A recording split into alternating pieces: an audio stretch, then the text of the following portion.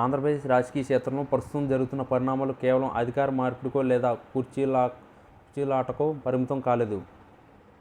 అవి ఒక కుటుంబానికి భావోద్వేగాల మధ్య నలిగిపోతున్న నైతిక విలువల చుట్టూ తిరుగుతున్నాయి. వైఎస్ జగన్మోహన్ రెడ్డి రాజకీయ ప్రస్థానం గమనిస్తే ఆయనకు అధికారం అనేది ఒక కవచం లాంటిదని అర్థమవుతుంది. సొంత తల్లి విజయమ్మను మరియు చెల్లెలు షర్మిలను దూరం చేసుకున్న వ్యక్తికి ఇంకా రాజకీయాలే ఎందుకు ముఖ్యం అనే ప్రశ్న సామాన్యుల మెదడులో బలంగా నాటుకుంది. జగన్కు రాజకీయం కేవలం ప్రజాసేవకు వేదికలు కావు, అవి ఆయన ఉనికిని పునాదులు.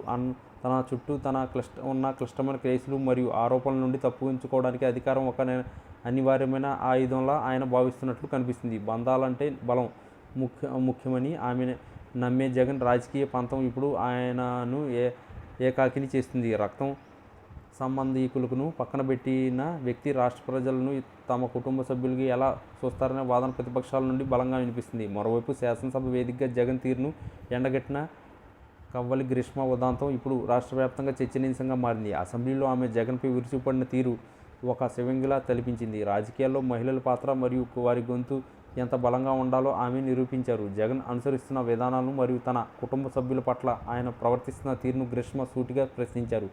ఒక ఆడబిడ్డగా తల్లిని మరియు సోదరిని గౌరవించలేని వ్యక్తికి ప్రజానాయకుడిగా ఉండే అర్హతలు ఇక్కడ ఉందని ఆమె వేసిన ప్రశ్నలు అసెంబ్లీ గోడలను దాటి ప్రతి ఇంటికి చేరాయి. ఆమె గొంతులో ఉన్న ఆవేశం కేవలం రాజకీయ వ్యతిరేకత కాదు, అది ఒక సామాజిక ఆవేదన.